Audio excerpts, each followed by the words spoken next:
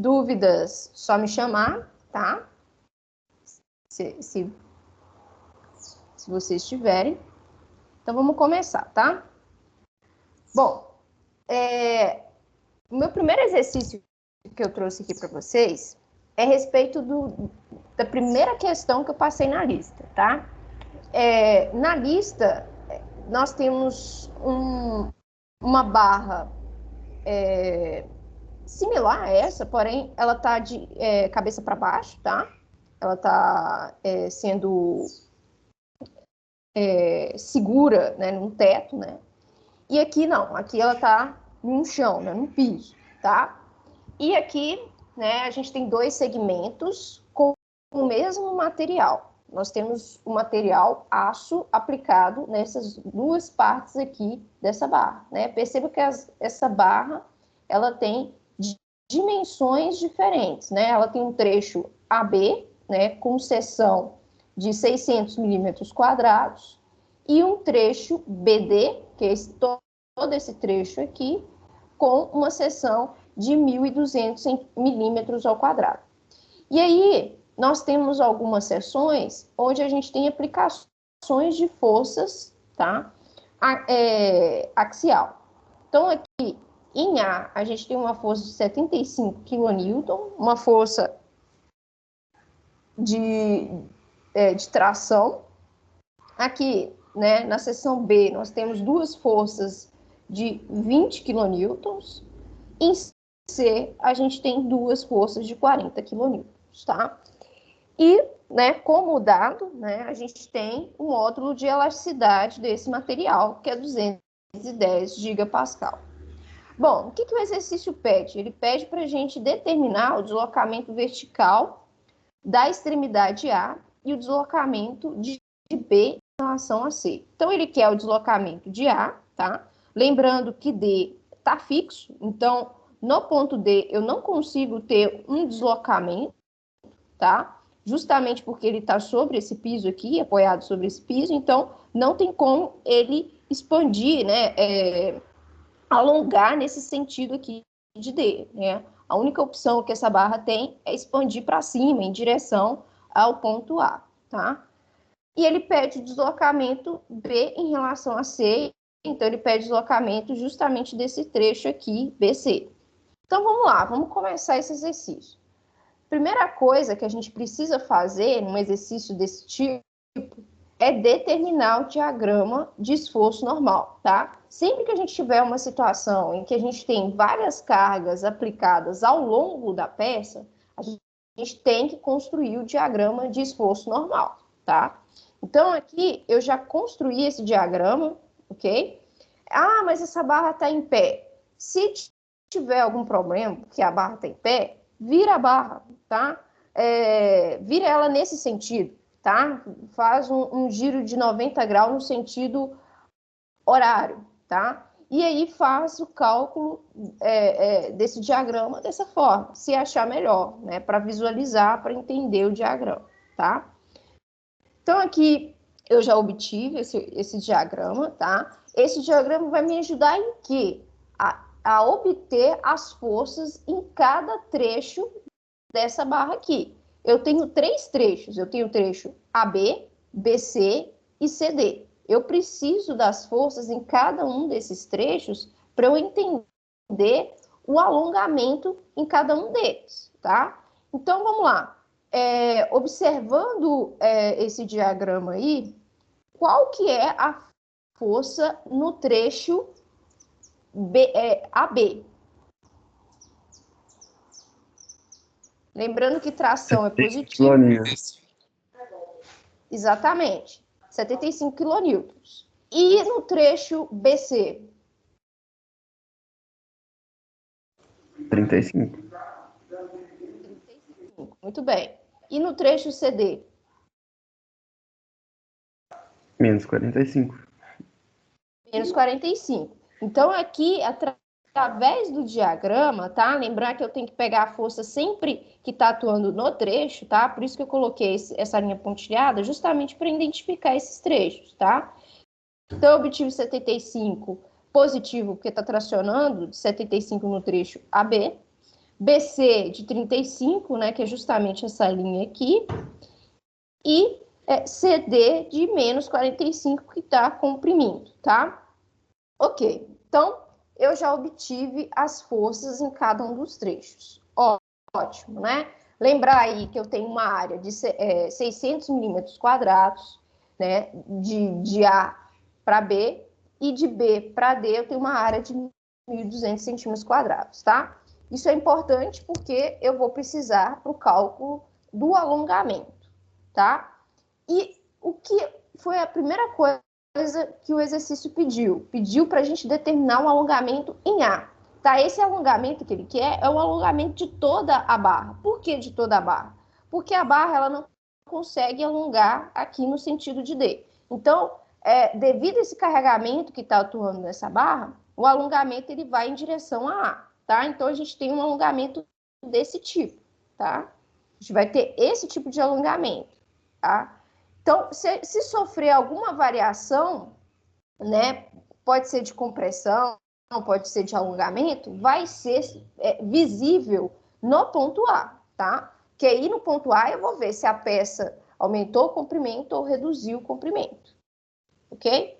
Então, como que a gente vai fazer isso? A gente vai aplicar, né, a fórmula de alongamento em cada trecho da peça.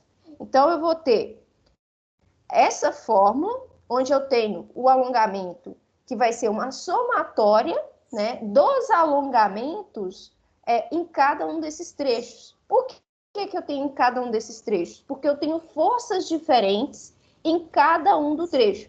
Não só força, mas comprimento também. Eu tenho comprimentos diferentes em cada um desses trechos. Então, no trecho AB, por exemplo, além de ter uma força diferente dos outros trechos, eu tenho um comprimento de 1 metro e tenho uma área de 600 milímetros ao quadrado. No trecho BC, eu vou ter uma força de 35 e um comprimento L de 0,75 metros. No trecho CD, eu vou ter um comprimento de 0,5 metros e uma força de menos 45. Né? Lembrando que no trecho BC e CD, eu vou ter uma área de 1.200 milímetros ao quadrado. Então, isso vai ser importante, né, para eu obter esses alongamentos em toda a minha peça, tá? Então, eu vou ter um alongamento, né, no trecho AB, tá? Vai mudar a força, o comprimento e a área. Por que que o módulo de elasticidade não muda? Alguém sabe me dizer? Mesmo material. Mesmo material. Então, lembrar que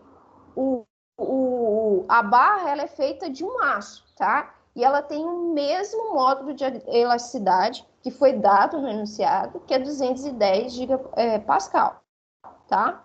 Então, eu vou ter que somar com o alongamento que a gente obter no trecho BC, tá? Onde a gente vai variar a força, o comprimento e a área, tá? E nós vamos ter também um alongamento no trecho CD. Então, o deslocamento no ponto A vai ser a contribuição desses 3 trechos, tá? E aí a gente vai fazer uma soma. Uma observação, a gente deve considerar o sinal das forças.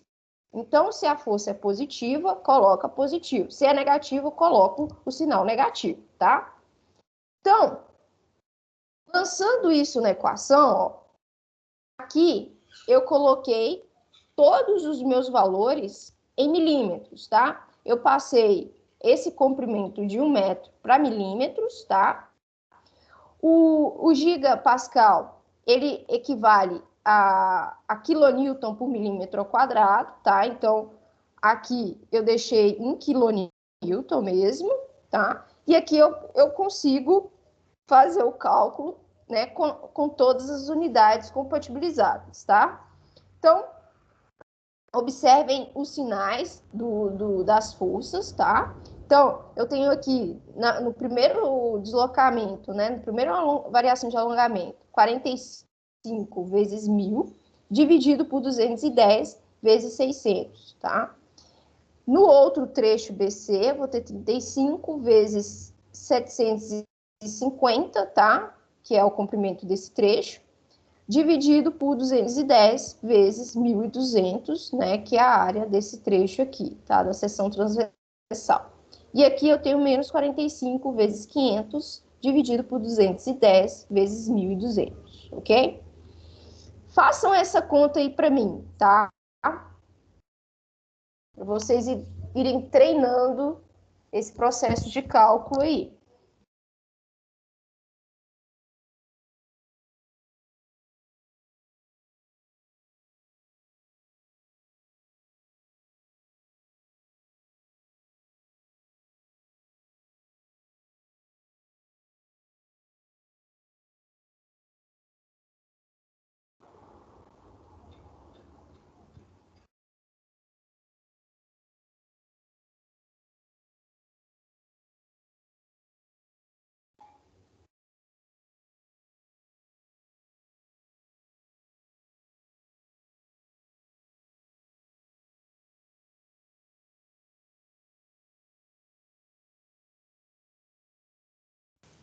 Era para dar um número muito grande?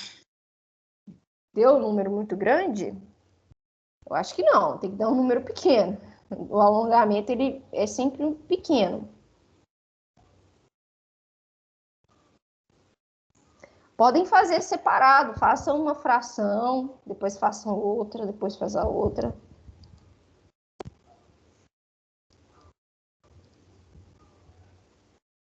Observem que aqui embaixo, né, eu tenho 210 multiplicado por 600, tá? Aqui 210 multiplicado por 1.200. Aqui embaixo do denominador aqui vai sempre dar um número grande, maior do que o que está em cima.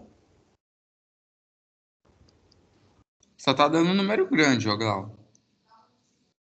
Tá dando um número grande? Não é possível, gente. Só na primeira Deixa eu- conta aqui, deu 214 milhões e tal. Deixa eu ver aqui. Espera aí um momento, deixa eu pegar minha calculadora que eu esqueci de deixar ela aqui no canto. Tem que dar esse valor aqui, gente.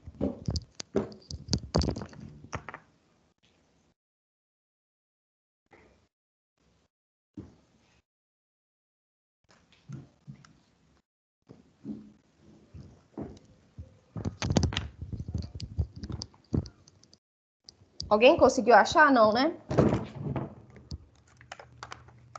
Deixa eu Não. ver. 75 vezes 1.000 vai dar 75.000 dividido por 210 vezes 600. Aí, essa primeira fração aqui tem que dar 0,595. 595. Dá um monte de número, né? Tô falando só as 3 primeiras casas. Só o primeiro. Só essa primeira fração aqui. A segunda fração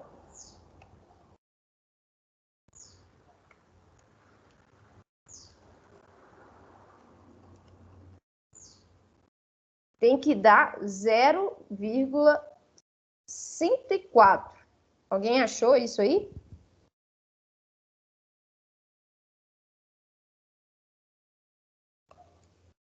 E a última, tá?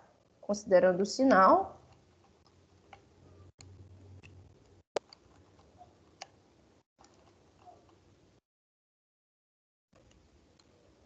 tá dando menos 0,089. Então, tá dando um número pequeno. Cuidado na hora de fazer, gente, a divisão, tá? Não coloca tudo de uma vez na calculadora, tá? Senão ela vai acabar fazendo a divisão a divisão primeiro antes de fazer a multiplicação, tá? É bom sempre usar o parêntese, coloca a multiplicação dentro do parêntese, depois a divisão, e aí a multiplicação, né, dentro de outro parêntese. Senão vocês vão acabar errando aí na hora de fazer esse cálculo.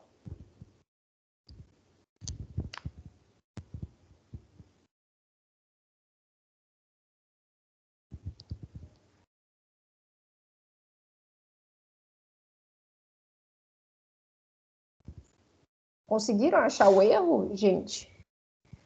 Eu consegui fazer de novo e achei o resultado certo. Deve que vocês estão errando na hora de fazer a divisão na calculadora, gente. Toma cuidado, tá? Coloca o parêntese, igual aqui, ó. E faz a divisão, ó. Aqui, não sei se vocês estão conseguindo ver na minha tela, tá? Mas aqui eu coloquei o parêntese no primeiro, tá vendo? Tá em cima, a divisão, depois parêntese de novo e a multiplicação. Façam sempre isso, senão vocês vão ter um erro, porque a calculadora ela vai funcionar com uma lógica em que ela vai primeiro dividir e depois multiplicar. A primeira coisa que ela vai fazer é sempre dividir, entendeu?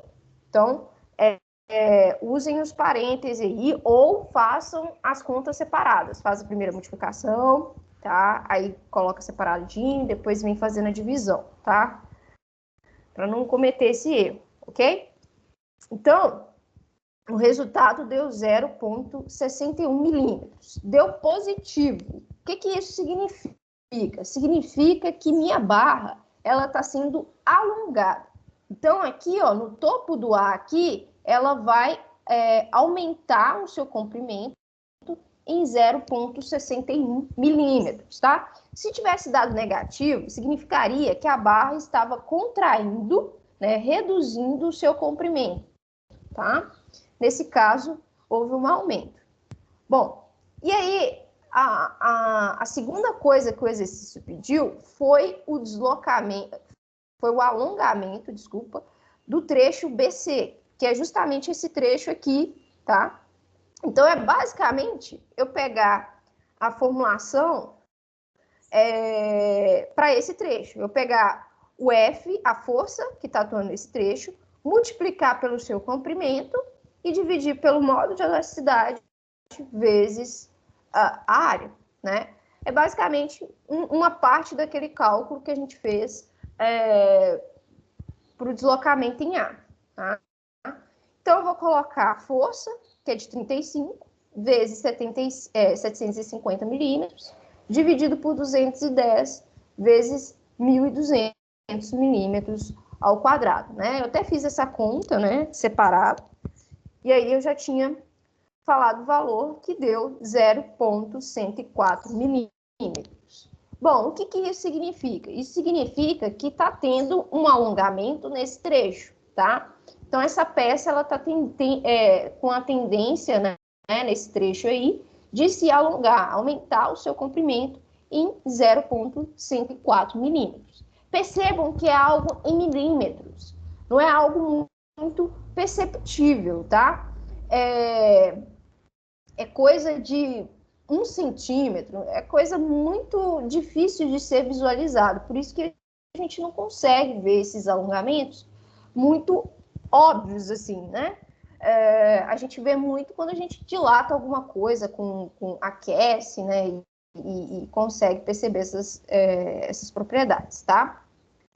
Bom, aqui nesse exercício 2, é um exercício um pouco mais sofisticado, tá? Por que ele é sofisticado?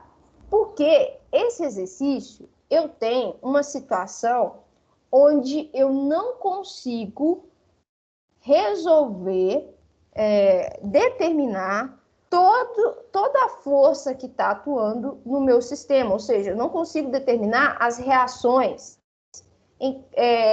que existem aqui no meu sistema, tá? Então, através das equações de equilíbrio, eu não consigo resolver essa viga, tá? Eu tenho uma barra aqui, ó, né, que seria uma viguinha, né? Onde ela está apoiada no ponto A. E é um apoio móvel, tá?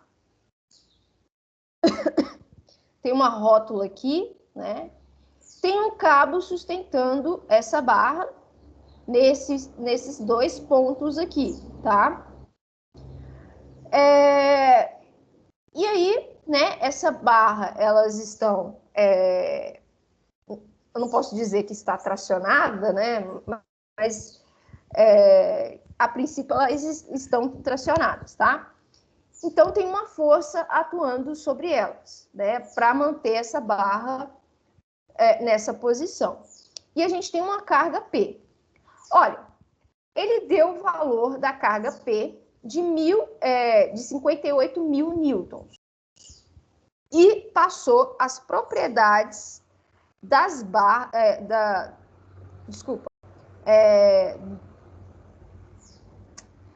dos cabos, onde o cabo 1 tem um módulo de elasticidade de 69 gigapascal e o cabo 2 tem um módulo de elasticidade de 205 gigapascal. Ou seja, são feitos de materiais diferentes, tá? A área da seção transversal desses dois cabos são as mesmas. E o comprimento dos dois cabos são iguais. Tá, mas eu não passei o valor de A, que é referente ao comprimento da barra, e não falei do comprimento, né? Não passei um valor, né, para esse comprimento L1 e L2 do cabo. Isso vai fazer diferença no meu cálculo? Não, e eu vou mostrar que não vai fazer diferença. A gente vai perceber nesse cálculo que o comprimento tanto da barra quanto do cabo, ele não vai interferir no valor, né, de tensão que eu quero, né, e nos valores de forças que a gente precisa obter nesse sistema, tá? Porque o enunciado, ele pede para a gente calcular a tensão normal que ocorre nesse cabo, tá? E a reação vertical do apoio A, tá? Que a gente vai ter uma reação vertical e horizontal. Lembrando que essa reação horizontal aqui, em A, ela é zero, porque eu não tenho nenhuma força horizontal, ou seja, não tem nenhuma força atuando no eixo da barra. Então, vamos lá. Seguinte diagrama de corpo livre. O que seria esse diagrama de corpo livre? É onde eu represento a minha barra e as situações de força que existem nela. Então, aqui eu só redesenhei a minha barra, tá? Só a barra, e fiz as forças, né? Então, aqui no apoio A, eu tenho duas reações de apoio, HA e VA. Por quê? Porque é um apoio do segundo gênero, é um apoio fixo. Nos cabos, eu vou ter uma força, né, puxando, né, essa barra para cima, né, tanto no cabo 1 quanto no cabo 2. Eu chamei de F1 e F2. E eu tenho uma carga P atuando bem aqui, né, entre os dois cabos, tá? A força P, a gente tem um valor dela.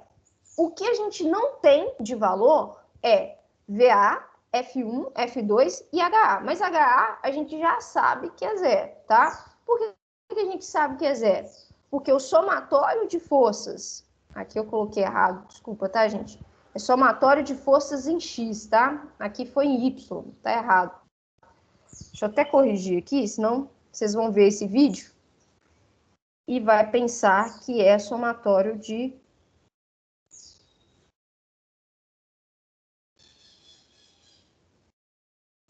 Vamos pensar que é somatório de força... Opa, peraí, gente.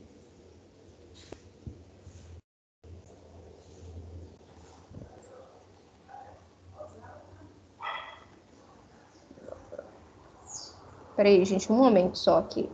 Deu uma travada aqui no meu cursor.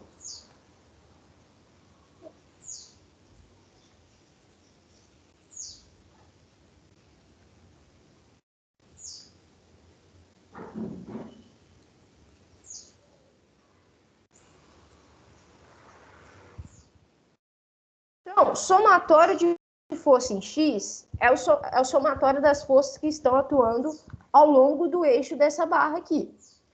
Eu só tenho a força HA, que é a força de reação do apoio A. Então, como eu não tenho nenhuma outra força, esse HA ele vai ter que ser zero. Bom, outra somatória que a gente aplica é a somatória de forças em Y, tá? Que são as forças verticais. Quais forças verticais que nós temos? VA, F1, a carga P e F2, tá? Então, o somatório dessas cargas, dessas quatro cargas, tem que ser zero. Então, VA é positivo, F1 e F2 também são positivos, e P é o único valor de carga negativo, tá? Então, essa soma dessas cargas tem que ser igual a zero. Ok. Próximo somatório. Somatório de momento fletor no ponto A, tá? Que seria esse ponto aqui. O somatório de momento fletor nesse ponto, ele tem que ser zero, tá? Então, eu faço o mesmo procedimento, né, de cálculo que a gente vinha vendo lá em vídeos, tá? Então, F1 vai provocar o momento fletor com sentido, com giro no sentido anti-horário, tá? Né? Então, vai ser um momento negativo, vai ser F1 vezes a distância de 2A. Então, vai ser menos F1 vezes 2A, que é a distância. P vai provocar um momento positivo, tá? Com giro no sentido horário, e vai ser essa carga multiplicada pela distância de A mais 2A, que vai dar 3A, tá? Então, P vezes 3A. E F2 vai provocar também um momento negativo, no sentido anti-horário, onde vai ser F2 vezes essa distância, onde eu somo A mais 2A, que vai dar 4A. E aí vem a sacada para eliminar o A de vez das nossas contas. Observe que todas as parcelas dessa equação aqui tem A, certo? Se eu colocar esse A em evidência, né, vai significar, né, se eu passar ele para o outro lado, né, que é zero, né, ele vai se anular, ele vai se cortar, tá? Então, esse A gente pode eliminar da nossa equação, ele não vai fazer diferença nenhuma, tá? E a gente vai ficar com uma equação onde a gente vai ter 2F1 mais 4F2 menos 3P. Aí vocês ficam, poxa, mas F1 e F2 estavam com sinal negativo. A matemática deixa a gente manipular isso aí de forma tranquila. O que eu posso fazer? Multiplicar os dois lados da igualdade por menos 1, tá? Então, eu faço a multiplicação por menos 1 dos dois lados da igualdade e mudo os sinais da minha equação. Então, fazendo essa multiplicação, né, menos 1 com menos, vai dar positivo, né? Então, eu vou ficar com 2F1 positivo, mais 4F2 positivo, e menos 3P, né? Onde eu tinha mais, né? Se eu multiplico por negativo, fica negativo. Do outro lado da equação, eu tenho zero. Então, menos 1 multiplicado por zero é zero. Então, eu tenho a minha equação final. Observem o seguinte. Eu encontrei uma equação 1 e uma equação 2.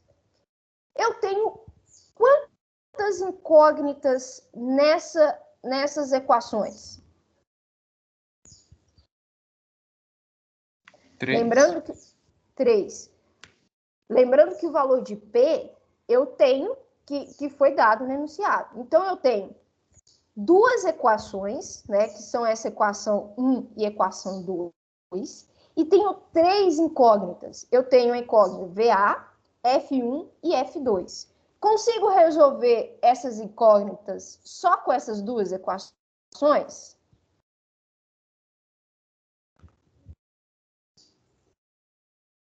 Consigo, gente?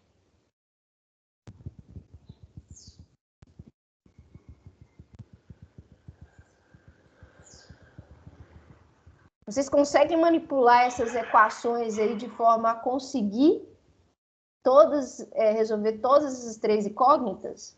Não. Não, vocês não vão conseguir, tá? Para eu resolver essas 3 incógnitas, eu preciso acrescentar mais uma equação no meu sistema, tá? Então, o que eu vou fazer para conseguir uma terceira equação? Vamos pensar. Eu sei que quando eu aplico esse carregamento na minha peça, a minha peça ela vai ter uma tendência, principalmente as barras, né, o cabo, de ter um alongamento. Então, eu vou usar, né, a compatibilização de deslocamento, tá? Então, o que acontece aqui nesse desenho? Essa linha grossa aqui, essa linha preenchida, é o eixo da minha barra. Aqui eu tenho o eixo do meu cabo 1 e o eixo do meu cabo 2. Ok. Aqui, nesse pontilhado, seria uma representação do possível deslocamento dessa barra, tá? Por que a barra vai tender a ir para baixo? Porque a carga P, ela está tendendo, né? A carga P, ela está sendo aplicada aqui, ela está tendendo levar essa barra nesse trecho aqui para baixo, tá?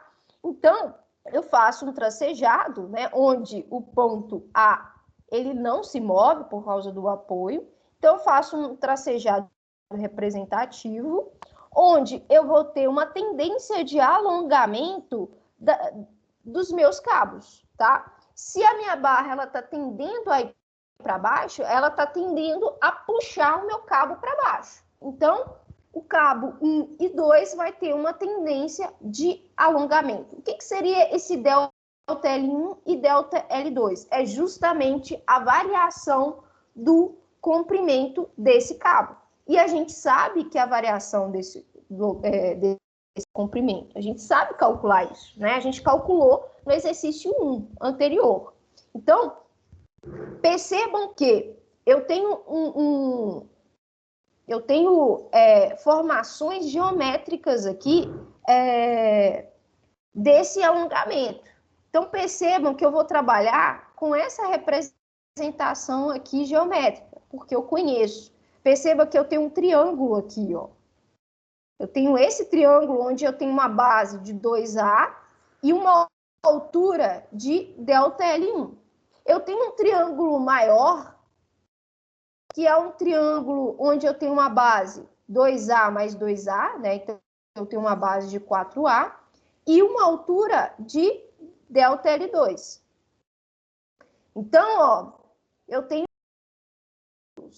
E são triângulos que possuem o mesmo ângulo de inclinação, o mesmo ângulo aqui, nesse ponto dessa vértice aqui dele. Ou seja, eu posso aplicar aqui semelhança de triângulo, tá? Então, aplicando semelhança de triângulo, eu faço uma relação de altura com base, tá? Então, a minha altura do triângulo 1 é delta L1, tá? Aqui. Dividido pela minha base desse triângulozinho menor aqui, que é 2A. Ele tem que ser igual, né, através do conceito de semelhança de triângulo, a altura sobre base do triângulo maior. Então, eu tenho a altura do triângulo maior, que é esse de azul escuro, que é delta L2, dividido pela base, que é a soma de A2 com mais A2, 4A. Então, eu vou olhar essa igualdade aqui, ó, tá? Esquece esse H sobre B só para mostrar que vai ser a altura sobre base, tá? Então, eu vou pegar só essas duas parcelas aqui. Então, olhando para isso aí, vou perceber novamente que eu vou cortar esse A, né? Observe, se eu passar o 4 multiplicando aqui, tá? O delta L1, o A vai cortar, tá? É o primeiro elemento que a gente elimina aí. Então, fazendo a multiplicação cruzada aqui, tá? Multiplicando o 4A com o delta L1, eu vou chegar nessa equação aqui, onde delta L2 é igual a 2 delta L1. Por que 2? Com a multiplicação cruzada aqui, ó, passando esse 4A, multiplicando delta L1, eu vou ficar com 4A dividido por 2A. E aí, o A vai cortar com A e o 4 vai dividir com 2, vai sobrar 2. Então, vai ser delta L2 igual a 2 delta L1. O que é delta L? Falei, né? Variação do comprimento, ou seja, o alongamento dos cabos.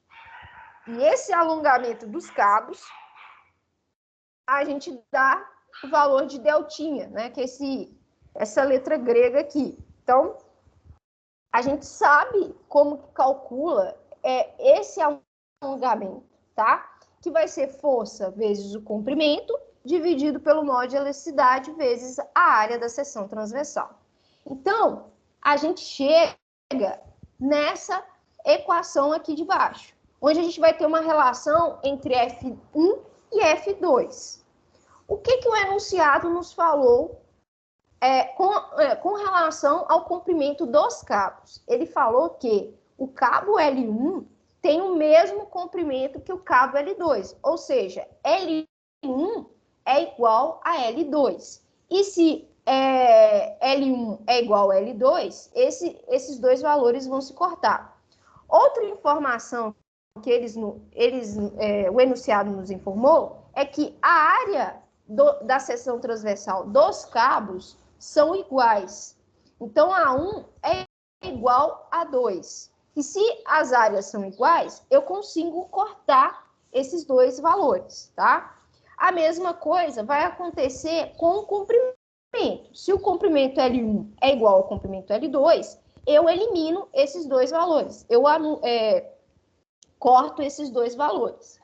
Então, o que vai nos restar? Vai nos restar uma relação de F2 sobre o módulo de elasticidade igual a 2 vezes F1 dividido pelo módulo de elasticidade 1, tá? Então, a gente já está chegando em uma terceira equação.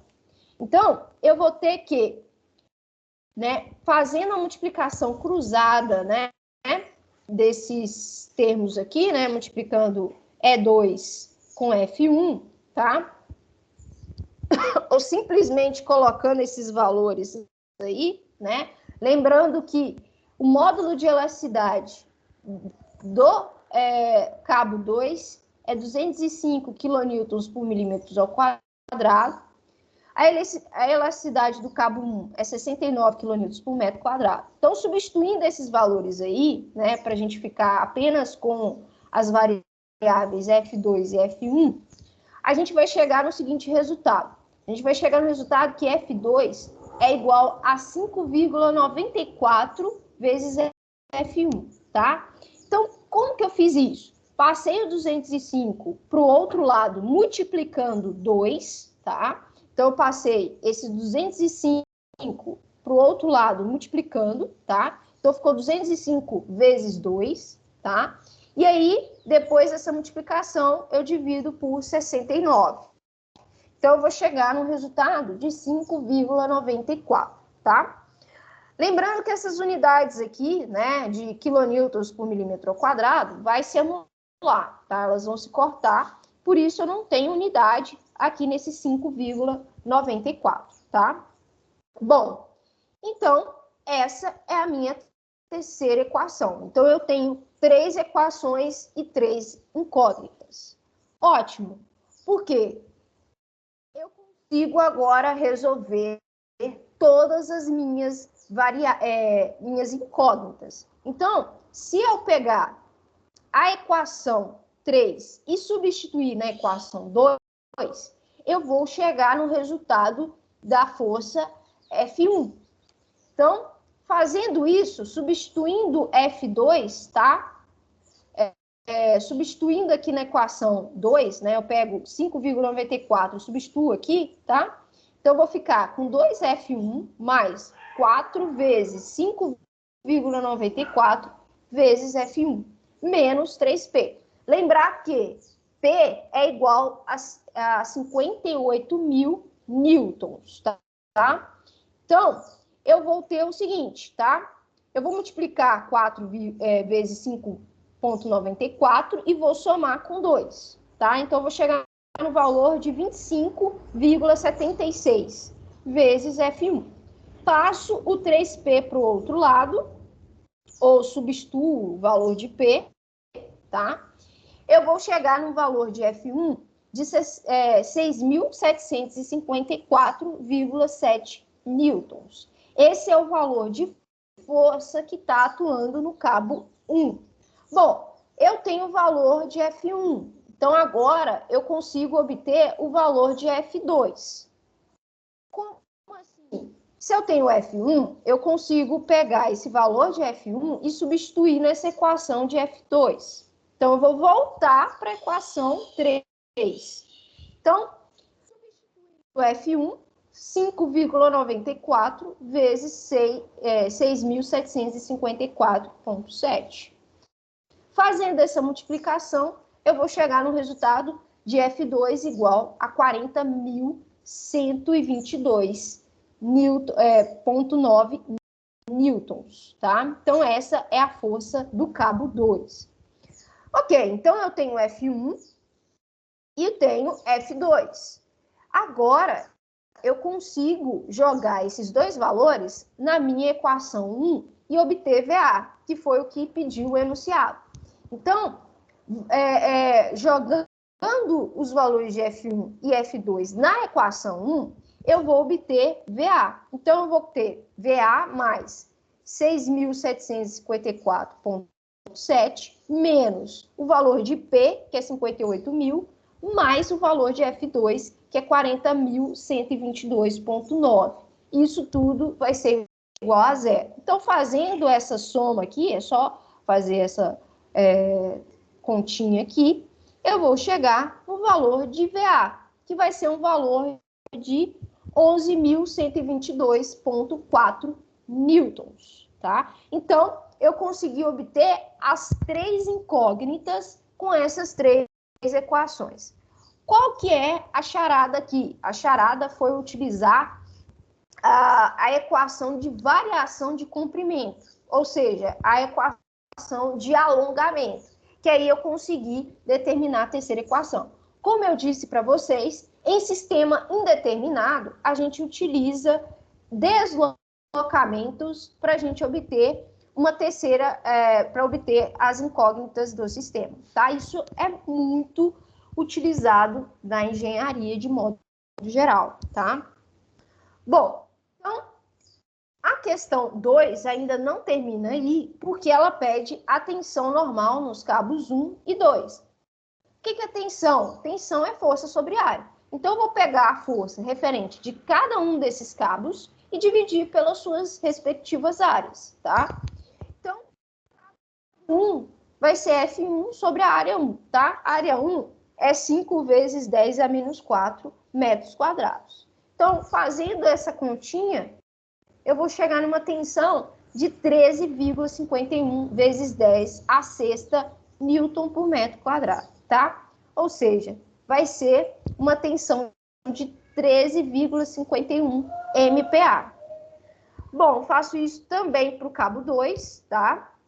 Onde eu coloco a força dividido pela área e vou chegar no resultado de 80,25 vezes 10 a sexta newton por metro quadrado. Ou seja, eu vou ter uma tensão de 80,25 MPa. Olha, a gente tem uma diferença de tensão das duas barras, tá? Isso pode ser explicado tanto pelo material que constitui ela, tanto pela posição que ela se encontra na barra, tá? A barra, o cabo 2, ela está mais na extremidade, então ela sofre um alongamento maior, ou seja, ela sofre uma tensão maior, tá? Então, esse foi o exercício 2. Alguma dúvida a respeito desse exercício em específico? Aqui, nessa parte dessa questão, envolve muita matemática mesmo. É só a questão de matemática aqui. Bom, exercício 3, tá? Eu vou explicar de forma rápida aqui, porque tem o exercício da lista 4, que é bem parecido com isso aqui, tá? Porém, mais fácil. O da lista, tá? Esse exercício aqui é mais difícil. Bom, então aqui nós temos duas barras com materiais diferentes. Eu tenho material cobre e material alumínio. E tem uma distância entre os dois de 0,2 milímetros. Uma distância pequenininha. Então,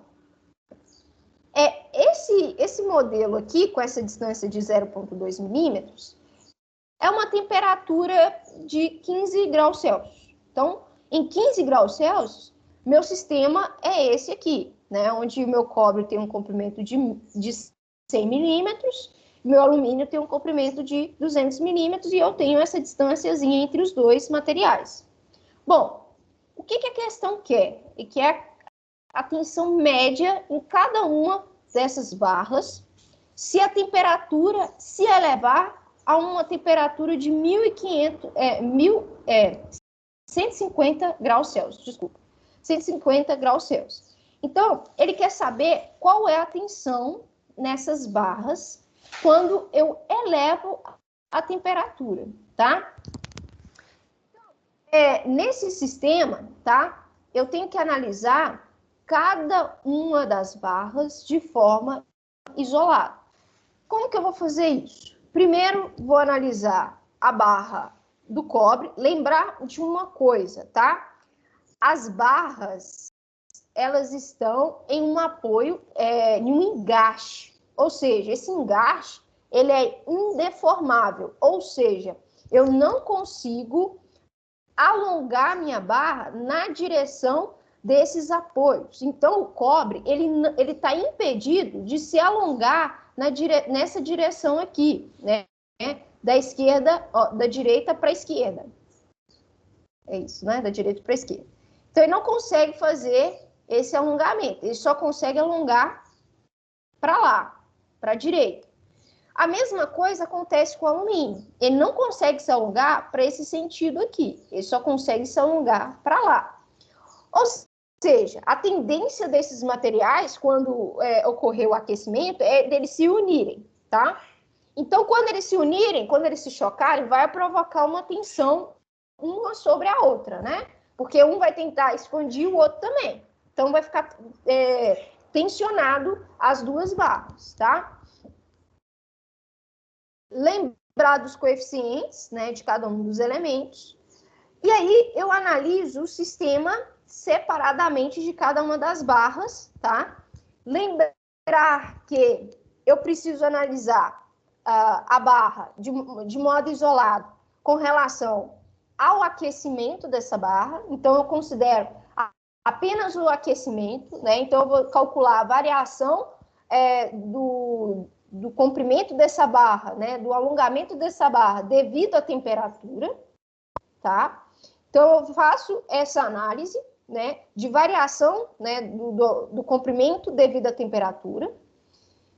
E aí, eu calculo isso, tá, para o material cobre e vou fazer a mesma coisa para o alumínio, tá? Então, eu pego o coeficiente de dilatação do cobre, multiplico pelo seu comprimento, multiplico pela variação da temperatura. Descubro qual que é essa variação devido à temperatura. Mas, professora, vai dar uma variação que vai ser maior que 0,2. Sim, mas espere. Por quê? Porque eu vou primeiro fazer essa análise, porque depois eu tenho que fazer a análise da força, tá? Por quê? Porque eles vão se chocar. E quando eles se chocar, vai ter uma reação, tá? E aí eu vou ter um alongamento que ele é oposto a esse alongamento aqui devido à temperatura. Então, eu vou fazer a análise de cada um desses critérios separadamente e depois eu vou ver, né, a contribuição de cada um, tá? E aí eu obtenho esse valor de tensão, que é o que eu quero, tá? Então, eu faço essa conta, eu não vou entrar muito em detalhe, tá? Essa conta para o cobre, faço a mesma coisa para o alumínio, obtenho, e aí eu venho para a parte em que eu analiso a questão de força. Eu sei que no apoio A eu vou ter uma reação, tá? Eu vou ter uma reação, por quê? Porque quando o cobre chegar, né, perto do alumínio, o alumínio vai provocar uma força, né, tentando impedir esse avanço do alongamento do cobre, tá? Então, eu vou ter uma força tentando reduzir esse alongamento do cobre e vou ter esse deslocamento aí de 0,2 milímetros, que foi imposta aqui entre esses dois materiais, tá? Então, a reação, eu vou ter uma reação aqui de apoio RA, tá? No apoio A, e vou ter uma reação RB, que é devido a esse material alumínio.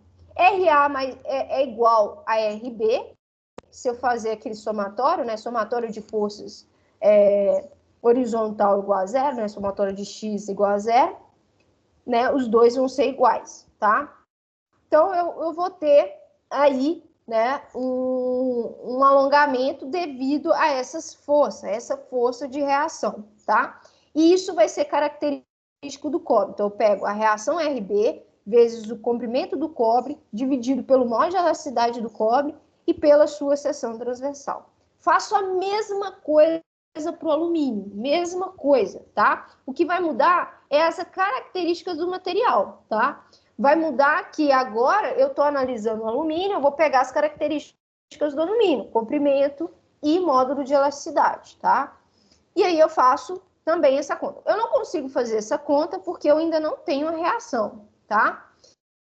E aí eu chego no meu sistema final. Meu sistema final é composto por uma reação, né, nos dois apoios, que são iguais, e eu tenho um deslocamento, uma distância de 0,2 milímetros. E quando eu aquecer, esses dois materiais vão se chocar. Então, eu vou ter uma igualdade. Eu vou ter, um lado da igualdade, a soma, né, a contribuição do alongamento devido à temperatura dos dois materiais, e do outro lado da igualdade, eu tenho com relação, aqui saiu errado, tá? O alongamento devido às reações, às forças atuantes em cada um desse material, tá? Então, eu ainda tenho que acrescentar nessa parte aqui onde eu coloco, né, a contribuição do alongamento da força, essa distância entre esses dois materiais. Essa é a charada, tá? No exercício que eu coloquei para vocês lá na lista, vocês não têm dois materiais. É simplesmente eu tirar esse alumínio aqui, né? Essas duas parcelas do alumínio, dos dois lados. Então, eu vou ficar com essa equação aqui. E aí, eu consigo obter a força, né? E obter a tensão, tá? Daqui eu tiro né, a reação R e, consequentemente, eu consigo obter a tensão, tá? Então, o último exercício da lista é basicamente fazer isso, tá? Então, gente, vou encerrar a aula por aqui, tá? Venho lembrar vocês também que semana que vem começa as apresentações dos grupos, tá? Onde eles vão apresentar os ensaios, ok? Então, semana que vem nós temos 3 apresentações, né, com respeito aos ensaios mecânicos, tá? Qualquer dúvida com relação a essa apresentação, né, vocês podem entrar em contato comigo, tá bom? Então, qualquer dúvida também, estou à disposição de vocês. Então, até a próxima aula aí.